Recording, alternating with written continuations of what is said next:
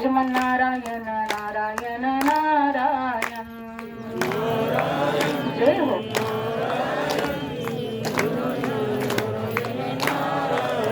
श्रीमन्नारायण नारायण भजमन नारायण नारायण नारायण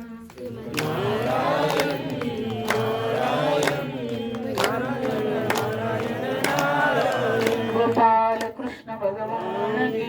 नारद महर्षींचं आगमन झालं. नारद महर्षींचं आगमन झाल्याच्या नंतर त्या ध्रुव बाळानं नारदजींचा वेशभूषा पाहून त्याला वाटलं कुणीतरी संत आहे म्हणून त्यांना प्रणाम केला. तद्विधी प्रणिपातेन परिप्रश्नेन सेवया उपदेक्षन्ति ते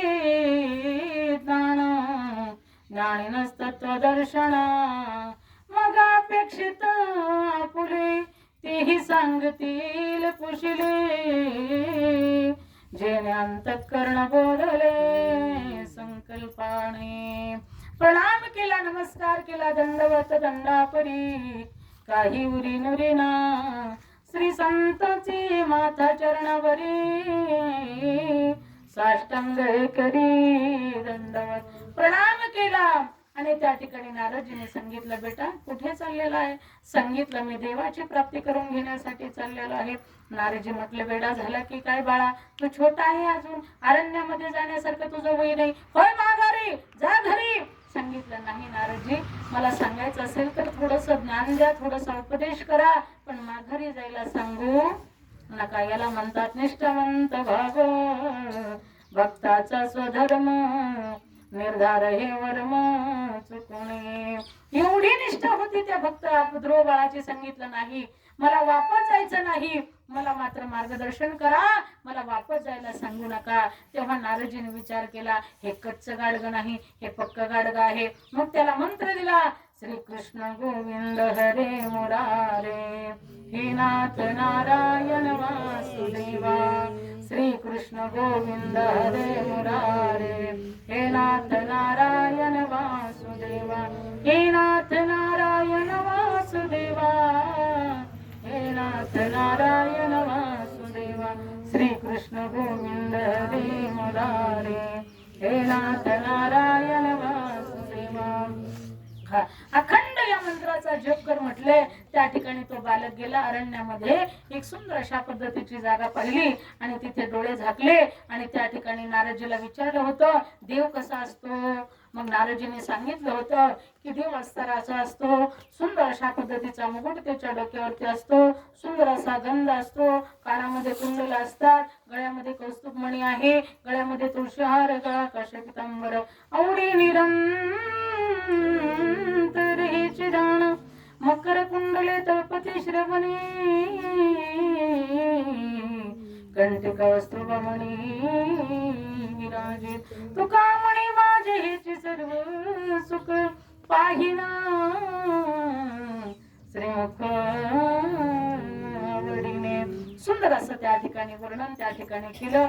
तशीच मूर्ती डोळ्यासमोर असताना त्या ठिकाणी ध्रुव बाळाने आणली आणि त्या ठिकाणी भजन करू लागले. भजन करत असताना श्री कृष्ण गोविंद हरी मुरारी हे नाथ नारायण वासुदेवा. 6 महिन्यामध्ये त्यांना भगवंताचं दर्शन झालं. 6 महिन्यामध्ये देव प्रसन्न झाले, प्रगट झाले. वरंबरी जोचे येऊ मंगली जे असं म्हटल्याच्या नंतर तो म्हटला, मला काहीच नको, हा मला फक्त माझ्या बापाची मांडी बसायला हवी आहे. भगवान परमात्म्याने शंख त्यांच्या गालाला लावला. श्रीमद भागवत कथेमध्ये वर्णन आलेलं आहे. स्पर्श बाला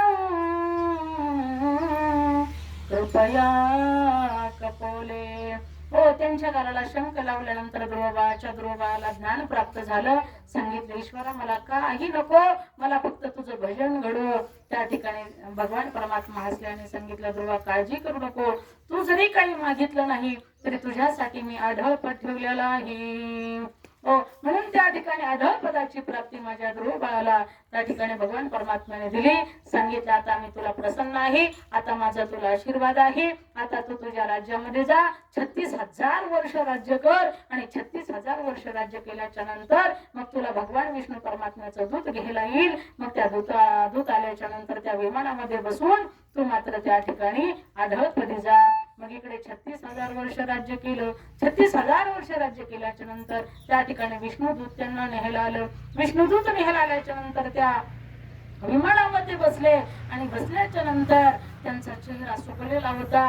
त्या ठिकाणी विष्णुदूताने विचारलं ना ध्रुवबाजी महाराज, तुमचा चेहरा असा का पडलेला आहे, का उदासीन आहे, चोरी झाली का, काही नुकसान झाली का? सांगितलं काहीच झालं नाही. ज्या माझ्या माता माऊलीने मला संस्कार दिले, मला घडवलं, तिच्या कृपेने मी इथपर्यंत आलो ना, त्याच माऊलीला मी आणायचं विसरून गेलो. त्यावेळेस असताना त्या ठिकाणी ते दूत हसू लागल्याने सांगितलं ध्रुवजी महाराज काळजी करू नका, पुढे जे विमान चाललेलं आहे ना त्या विमानामध्ये तुमची आई आहे.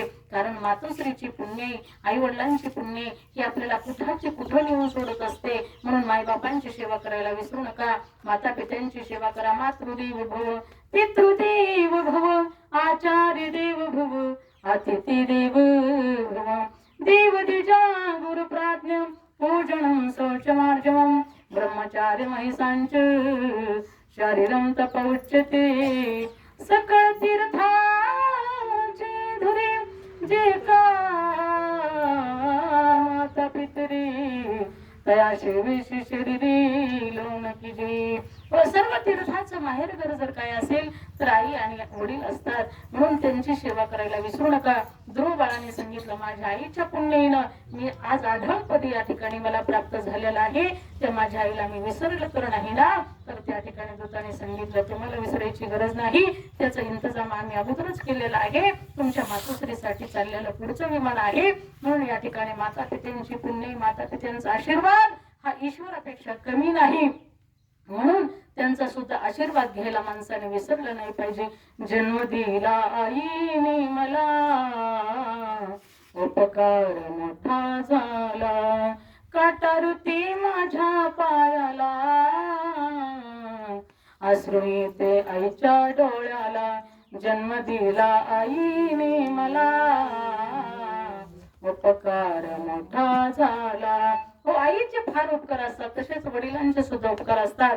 स्वतःचा जीव घाण ठेवण्याची तयारी असते, पण आपल्या लेकरांसाठी त्यांचं कल्याण व्हावा एवढे प्रयत्न असणारा बाप करत असतो. म्हणून असा बाप जर जीवनातून निघून गेला ना बाबा, त्यावेळेस आपल्या असणारा खरकट डोक्यावरचं छत्र निघून गेलं ना, त्यावेळेस आपल्याला कळतं की बापाची किंमत काय असते. म्हणून बाप आहे तोपर्यंत बापाची सुद्धा सेवा करा. बापाने सुद्धा आपल्यासाठी खूप प्रयत्न केलेले असतात. म्हणून या ठिकाणी महाराज सांगतात आणि यदा कदाचित जर एखाद्याचा बाप लवकर गेलाच तर असताना त्याचे लेकरं उघड्यावरती पडतात. आणि उघड्यावरती पडल्याच्या नंतर एक छोटासा मुलगा जो भारत मातेच्या सीमेवरती या ठिकाणी काम करत असताना त्या ठिकाणी शहीद झाला. शहीद झाल्याच्या नंतर 5 वर्षाचा त्याचा मुलगा आहे. दरवर्षी माझा बाप माझ्यासाठी वेगवेगळी खेळणी घेऊन येतो, वेगवेगळे ड्रेस घेऊन येतो, वेगवेगळे दप्तर घेऊन येतो. हा अनेक माझी लाड पूर्ण करत होता. परंतु तोच बाप निघून जातो आणि निघून गेल्याच्या नंतर त्या ठिकाणी मग त्याच्या मित्राचा बाप त्या ठिकाणी त्याचे लाड पुरवतो. मग त्या मित्राचा वडील पाहिल्याच्या नंतर त्या लेकराला त्याचं अंतकरण भरून येतो, त्याला हुंदका येतो. तो मोठ्यानं त्या ठिकाणी रडतो, मला कसं सहत या बाप लोकाचं बघताना, मला कसं होत या बाप लोकाचं बघताना, उरी हुंदका दाटतो या मला बाबा म्हणताना, उरी हुंदका दाटतो या मला बाबा म्हणताना.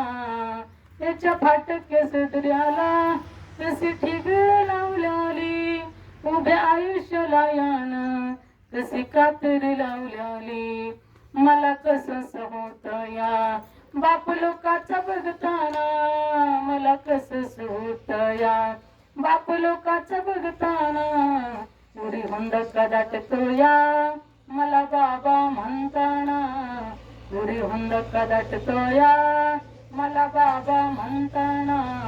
माझा कनवाळू हा बाप जीव सोडून गेला, माझ्या माऊलीचा जीव कसा वनवास झाला, मला कसं होत या बाप लोकाचा बघताना उरी हुंड कदाट तया मला बाबा म्हणताना हुंड कदाट तया मला बाबा म्हणताना.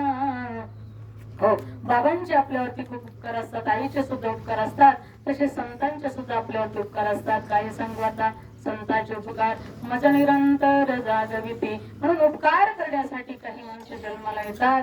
तसे या ठिकाणी मैबाप म्हणून जीवनामध्ये संगती चांगली करा, संतांची संगती मनमार्ग गती अकळवा श्रीपती इने पंथी झालेलं कीर्तन रूपी पुष्प या ठिकाणी मौली महाविष्णू ज्ञानोबरायांच्या चरणी समर्पित करते आणि याच ठिकाणी थांबते. दानशूर या ठिकाणी असताना आमच्या आबांसारखे दाते या ठिकाणी ईश्वराने त्यांना सुद्धा अवतराला घातलेलं असतं, जन्माला घातलेलं असतं.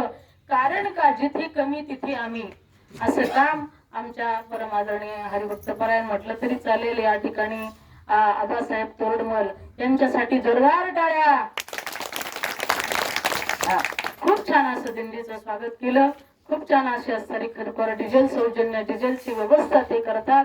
म्हणून पुनश्च एकदा त्यांचे मनापासून आभार, मनापासून धन्यवाद. त्यांना आपण श्रीफळ देऊन त्यांचा सुद्धा आपण सन्मान करूया. आपलं श्रीफळ गाडीतलं घेऊन या.